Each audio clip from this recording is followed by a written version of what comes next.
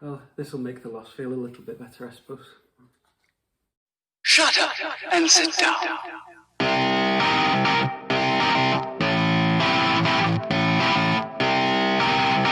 What's the story, internet? Hope everyone is having a wonderful day. Not feeling too sugar hungover from Halloween yesterday. And I hope you've all enjoyed the football this weekend. So today is the usual review of this weekend's matches, mostly focusing on the Premier League, but I do have a couple of things to mention around the rest of the league. So let's jump right into it. So we've got Wolves beat Crystal Palace 2-0. Relatively expected, although at the same time Palace have been playing quite well recently. It'll be quite a shame for them, the fact that Milivojevic got sent off, because he is quite integral to their team. So not only did they lose, but they lost quite an influential player.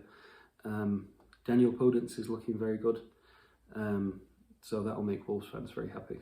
Then on to Manchester City versus Sheffield United. Manchester City just eking out a 1-0 result. Feel sorry for Sheffield United, and the most unlikeliest of scorers, Kyle Walker. But at the same time, if you look at the statistics, City had the possession, they had the shots on target, etc, etc, etc. So it could have been a higher score. So credit to Sheffield United for not allowing that to happen.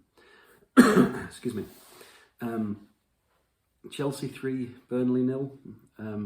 Poor old Burnley, they just couldn't stop the barrage. But out of their 5 shots, none of them were on target. So if you don't have a few shots on target, you're not going to score, unfortunately. So, but credit to Chelsea. Ziyech scoring again in his 2nd consecutive match. Timo Werner scoring and Kurt Zouma. On to the next one, Liverpool versus West Ham. West Ham getting a little bit unlucky.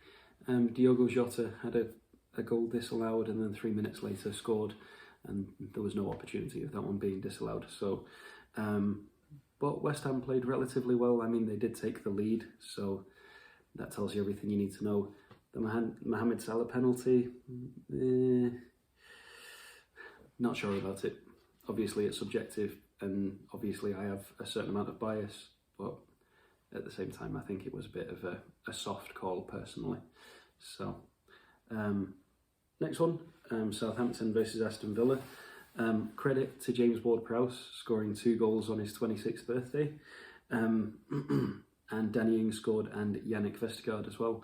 Vestergaard had a goal disallowed in the 2nd minute, so he got his redemption there.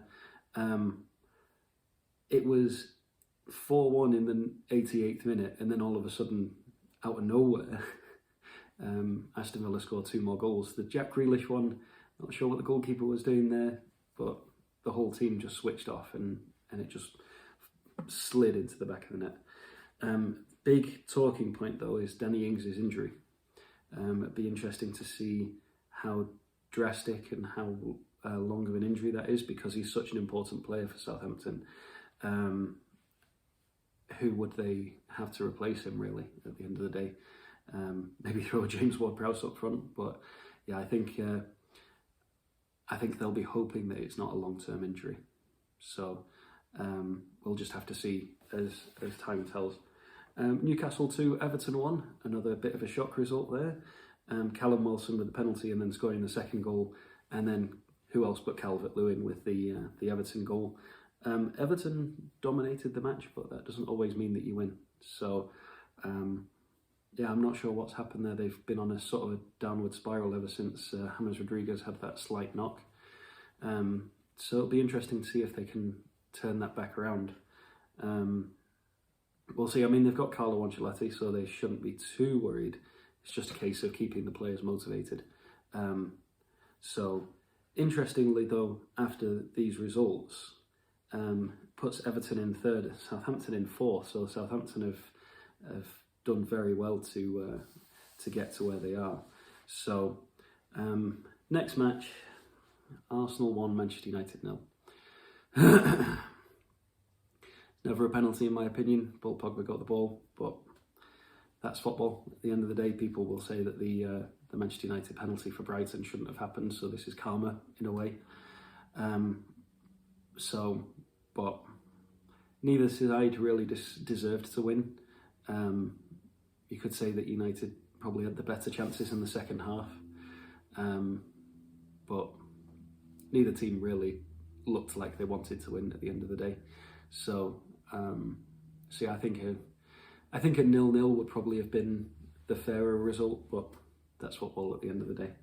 So, and the last one I want to talk about, Tottenham versus Brighton. Gareth Bale, the saviour. I don't think he'll score an easier goal. The Madrid connection with Reguilon crossing, didn't even have to jump, just head into the back of the net. I do feel quite sorry for Robert Sanchez on his debut, 22-year-old Spanish goalkeeper. Played admirably, and I don't think he was at fault for either of the goals. Not a lot he could do for the penalty, not a lot he could do for the Bale header. I do also want to mention Tariq Lamptey. He's only 20 and he's just gaining plaudits from everywhere. I'm not sure what position he's meant to be playing, but he's playing sort of a converted right wing back, right mid at the minute. And yeah, a very cushioned effort for his goal. There was some talk about it being a foul, which I don't want to argue with the commentators, but they were going heavily that it was a foul, saying that he was nowhere near the ball, but he quite obviously got the ball. There was definitely an argument for a foul, but I don't think it was clear and obvious. So I think it's interesting that they were so adamant that it was a foul. But either way, it ended up not making too much of a difference. So, but that does take Spurs into second. So, with Bale's 199th goal there. So, a couple of other things I wanted to mention around the leagues. Alaves won, Barcelona won. So Barcelona are in a bit of a rut at the minute in the league. I know that they're doing quite well in Europe, but yeah, they're in a bit of a stalemate when it comes to La Liga. 39-year-old Zlatan Ibrahimovic with his overhead kick to give AC Milan the 2-1 victory. He is timeless at the end of the day. It doesn't matter if he's 39, 49, 69. I think he'll just keep on playing until he falls apart. But what a legendary player he is. Roma 2, Fiorentina 0. This was the only sort of quasi-big fixture around the rest of the leagues, and Roma came out on top 2-0.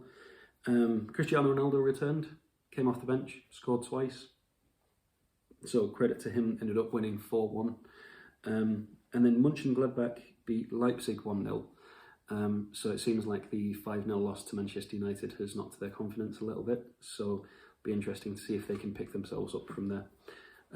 So that's everything from me today. That's my review of the weekend's football.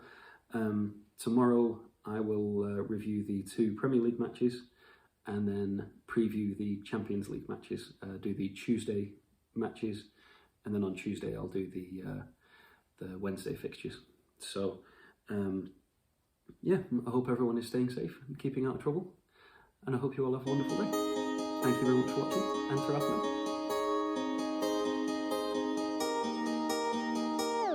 I walk the streets of silence, tears stream down my face.